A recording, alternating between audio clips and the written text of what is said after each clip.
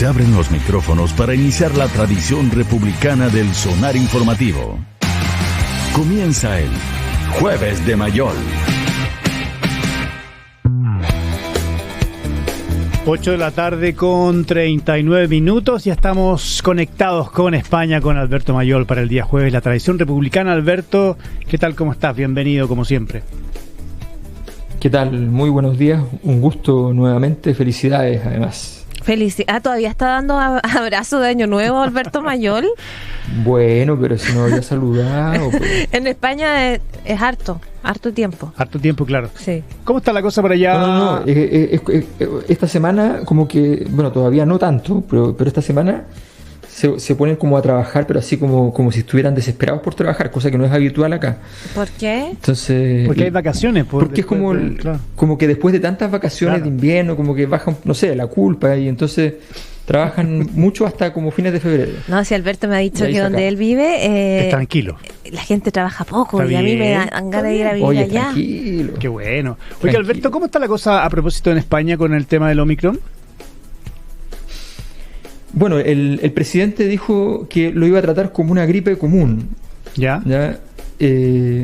Lo que ha generado un poco de escándalo, pero no es el único país que subieron mucho los contagios. Se asume que en Europa, de aquí a un plazo más o menos breve, la mitad de la población de Europa va a haber sufrido la enfermedad. Sí. Pero se considera que ya no es una enfermedad de alto riesgo. Y por tanto hay un tratamiento que es distinto, está siendo distinto porque básicamente la cantidad aunque han aumentado, obviamente, se aumentan los contagios, también aumenta la cantidad de enfermos más graves y la cantidad de muertes, las proporciones son muy distintas a lo anterior y se considera que ya, además científicamente, que va en caída la capacidad del bicho. Entonces es interesante porque la derecha queda un poco en una situación difícil porque lo han criticado, pero tampoco pueden criticarlo mucho porque la derecha fue la que más se negó a las medidas más intensas de COVID. Entonces, anteriormente. Ahora, mientras se comporte como un resfrío común, no debería haber mayor problema. Pero el problema es que puede mutar. Y no a buena persona, precisamente. Es que puede mutar. Sí, el problema de las mutaciones es que, como las políticas públicas han sido por país y no han sido globales, las probabilidades de mutación se producen en países donde hay poca vacunación. Claro. Y eso afecta a los países que tienen mucha vacunación igual. Entonces es un poco absurdo el tipo de política pública nacionalista, digamos, donde además la ciudadanía no quiere tampoco que le pongan, que se regalen vacunas a otros países o que se pongan vacunas a los extranjeros, ¿ya? En circunstancias que es lo que protege la propia vida mejor. Entonces se producen estos problemas políticos medio absurdos, pero en general se ha intentado siempre mantener la normalidad. No hay que olvidar que aquí en España prácticamente no ha habido suspensión, por ejemplo, de clase. Los niños van al colegio normalmente durante toda la pandemia, salvo los 40 días que hubo cuarentena efectivamente en un momento determinado, pero en general ha sido mantener el régimen escolar con medidas de burbuja que se denominan, pero sí. se ha mantenido idéntico. Ahí se hace efectivo que lo último que se cierran y lo primero que se abren son los colegios en cuando hay olas de COVID. Exactamente. Y ha sido un éxito, O sea, habrá que decirlo, y ha sido un éxito. Este fue un planteamiento que al principio sonó extraño, que el gobierno se la jugó por esa tesis. Había un investigador que insistía en la importancia de sostener las clases y que había forma de evitar el contagio, y las tasas de contagio en los colegios son bajísimas, son de un 1%. Entonces la verdad es que, cosa que uno a primera vista le sonaría insólito porque los niños se tienen unos arriba de los otros con mucha facilidad. Entonces, sí, otra cosa. Oiga, Alberto, terminado ya ese reporte desde España sobre el COVID-19, quiero citar un tuit del cientista político Claudio Fuentes que dice lo siguiente: habla sobre la transición de un gobierno a otro y dice así: 1. debiese reducirse el tiempo entre elección presidencial y cambio de mando a lo sumo 2 meses.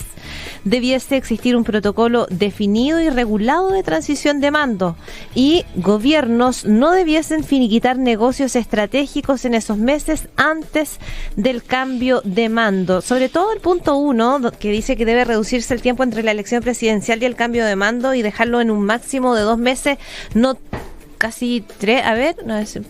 Son 3 meses. Son 3 meses Sí, más o 3 menos. meses. ¿Qué te parece esto, Alberto? ¿Y cómo crees tú que va a ser la transición entre el gobierno de Sebastián Piñera y del presidente electo Gabriel Boric? Bueno, este es el típico problema de las políticas públicas, que parten de una manera y terminan de otra por cambios coyunturales. Efectivamente eso era así. Si ustedes recuerdan, antes la elección era el 10 de diciembre, el 14 de diciembre, caía por esas fechas, digamos, cerca del cumpleaños de Lucía Iriart, se había puesto la fecha. Ya. Y la segunda vuelta era después de Año Nuevo, porque no se alcanzaba obviamente a hacer en diciembre, y después entonces el cambio de mando era en marzo.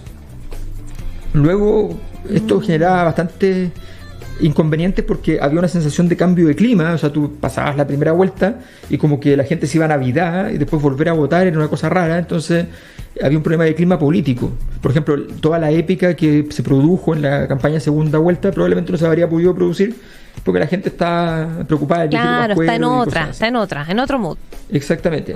Entonces ese cambio se adelantó. Pero ¿cómo adelantas a febrero el cambio de mando?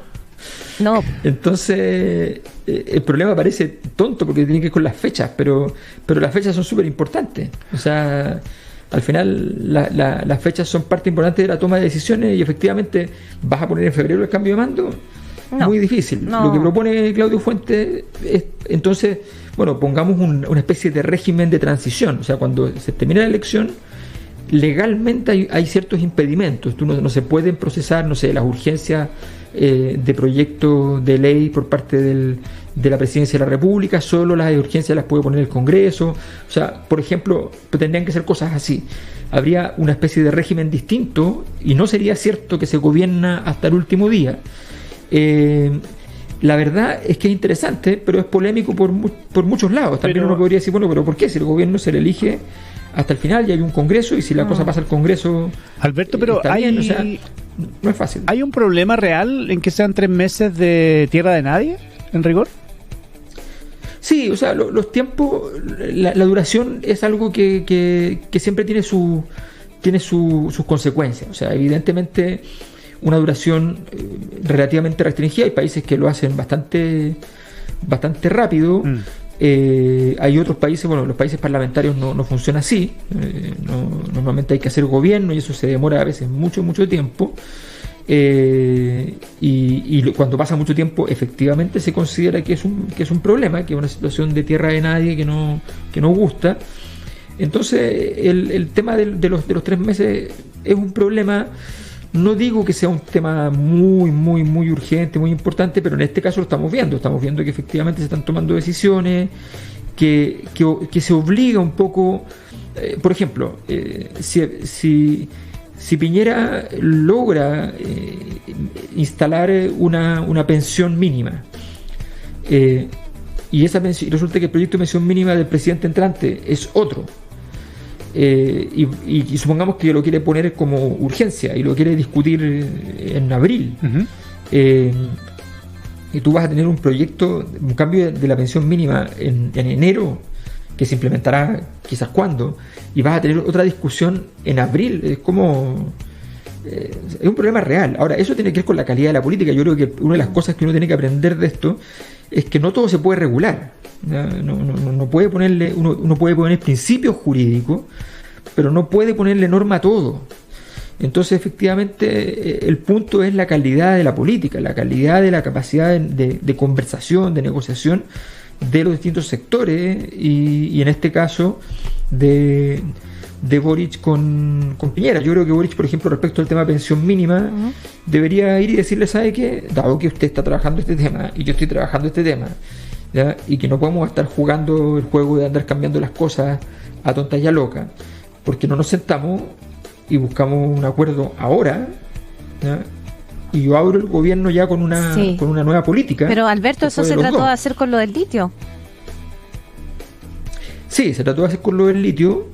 El tema del litio es bien complejo, porque efectivamente, o sea, yo creo que no cabe ninguna duda de que decisiones, si hubiese habido un protocolo completo donde efectivamente se hizo una discusión a nivel de expertos, de partes interesadas, en fin, respecto a la estrategia nacional del litio, que era un tema que se estaba discutiendo, yo puedo entender que podría, hasta el último día, efectivamente, el presidente Piñera tomar la decisión de ejecutar la licitación. Pero la verdad es que la licitación viene antes que la estrategia.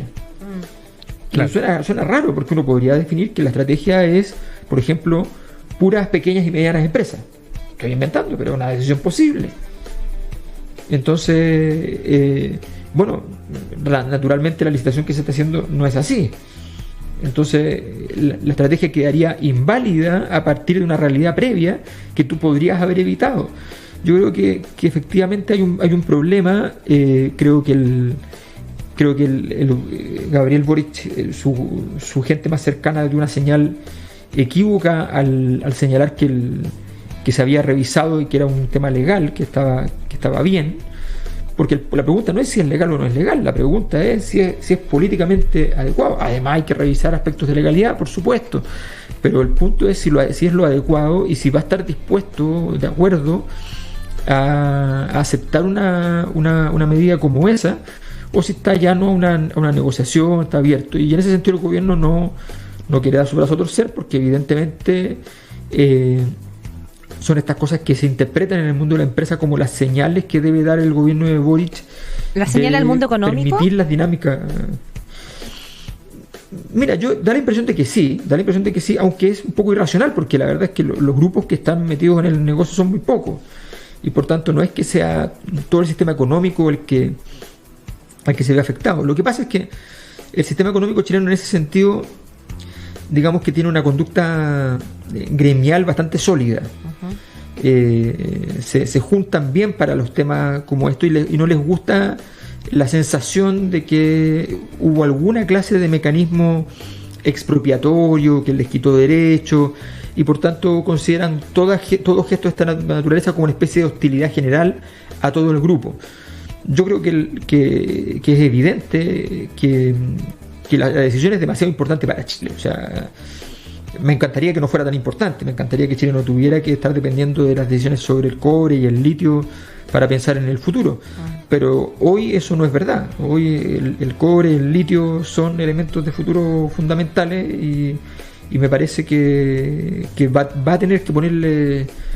Va a tener que entrar con todo Boric respecto a este tipo de temas, y eso le significa una problemática, y estas semanas, estos meses de transición también lo complican, porque lo ponen en una situación en la cual no tiene ningún poder real de hacer nada, pero resulta que efectivamente es incómodo, y tampoco es agradable tener que andar diciendo discursos para aquí, para allá, para cada cosa. No es grato. Sí. Ahora lo que viene es la conformación del gabinete, obviamente, que es el paso que estamos ahí todos esperando para ver a quiénes van a ser los nombrados.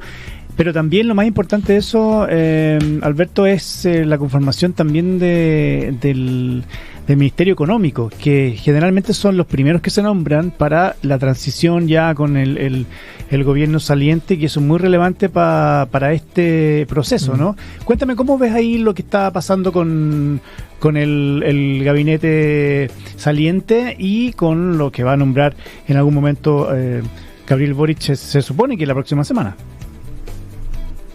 Sí, se dieron plazo supuestamente hasta el 22, así que efectivamente estamos ya en sábado, derecha. O sea, antes del 22 dijo, o sea, del próximo viernes para atrás debería estar ahí el nombrado el gabinete. Ahora, esto son cosas que se pueden nombrar efectivamente incluso el mismo día sábado, claro. O sea, no. Sí, yo creo que en general hay una decisión que tomar que tiene que ver con cuál es el diseño general. En mi opinión, el gobierno de Gabriel Boric es un gobierno que en el momento de tomar el timón viene sus principales desafíos. Aprovechando la frase que se le salió a la senadora Rincón ayer, presidenta del Senado, nada menos, de que ella toma palco porque el gobierno va a sufrir mucho, el gobierno entrante. Bueno, yo creo que hay mucha gente, incluso gente que formalmente participa de alguna manera de las ideas o que votaron por Boric, que o no tiene fe o no tiene ganas de tener fe. Y eso es complicado de administrar cuando tú tienes poder. Entonces yo creo que tiene que ser un gabinete muy potente en términos políticos, muy potente en términos comunicacionales. O sea, tiene que ser un gabinete que se vea muy llenito, que tú te sientas más que técnico, que no tiene nada que ver. ¿Cómo se compatibiliza aquello? Bueno, a ver, primero tienen que estar los nombres más importantes del proceso político en el cual en la práctica queda Gabriel Boric liderándolo, este proceso político histórico de Chile. Tienen que estar Giorgio Jackson, Camila Vallejo, tienen que estar Isquia Siches, tiene que estar Isquia Siches, tiene que estar Carlos Gajardo, tiene que estar Patricia Muñoz, tienen que estar esos nombres, o sea, esos nombres sí o sí. ¿Y de la concertación? Complementados con nombres concertacionistas o semiconcertacionistas que hayan dado señales de estar con una buena relación con este mundo. Juan Gabriel Valdés, por ejemplo, en Cancillería, Vivaldi, por ejemplo, claro. Entonces hay posibilidades son todos nombres que si tú los ves juntos sientes que la combinación, que el crisol que se forma está muy sólido. Entonces, eso para Gabriel Boric va a ser fundamental. Él necesita un equipo de ministros fuerte, muy intenso. Yo creo que en ese sentido no se puede equivocar, y el gran lío es el tema económico, no cabe ninguna duda. Claro.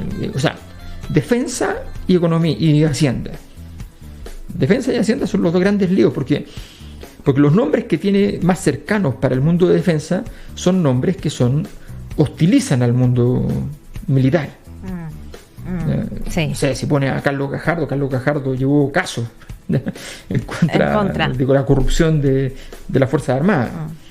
Entonces, si pone a una Isquia Siches ahí, bueno, también, aunque no tenga nada que ver con la temática, efectivamente le generaría una imagen potente. Tendría que lograr hacer lo que logró Bachelet en su momento, que fue ganárselo a pesar de tener distancia. Pero además Bachelet venía de la familia militar, entonces es otra cosa.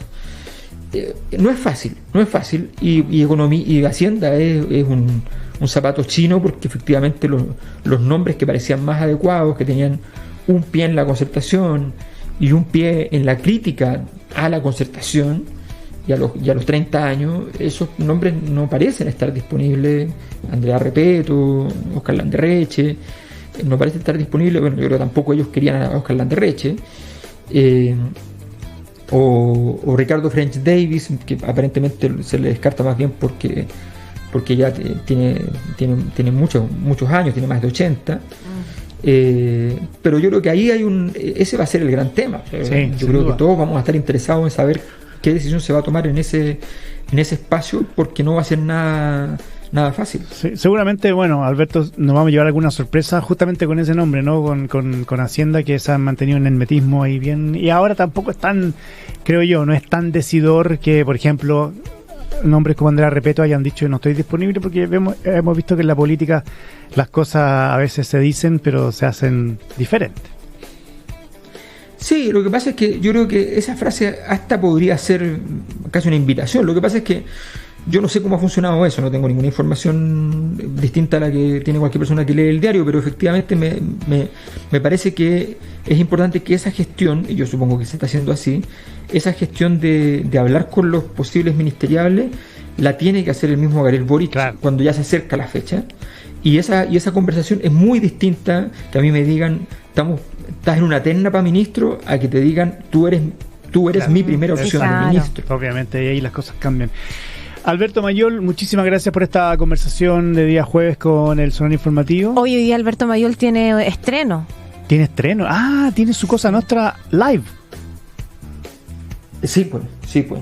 Bueno, yo técnicamente no estaré en vivo, pero voy a estar vivo a distancia. ¿Ya? Efectivamente, en el teatro, en el Seina, que está ahí en el Instituto Nacional, una sala espectacular.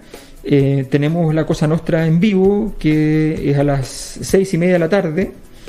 Y efectivamente quedan muy poquitas entradas ya, y a las 9 de la noche también está la segunda función. Hay 2 funciones el día de hoy. Para la función de la noche, que en general la de las 9 es para la gente que tiene membresía con la Cosa Nostra, ¿ya? Igual pusimos unas poquitas entradas a la venta. Esas se pueden ver en la página web también, ¿o no? Está abajo de Ricardo Arjona. Está el concierto de Ricardo Arjona, y abajo de eso está Alberto Mayol. Así que ahí, no se confunda. No se confunda.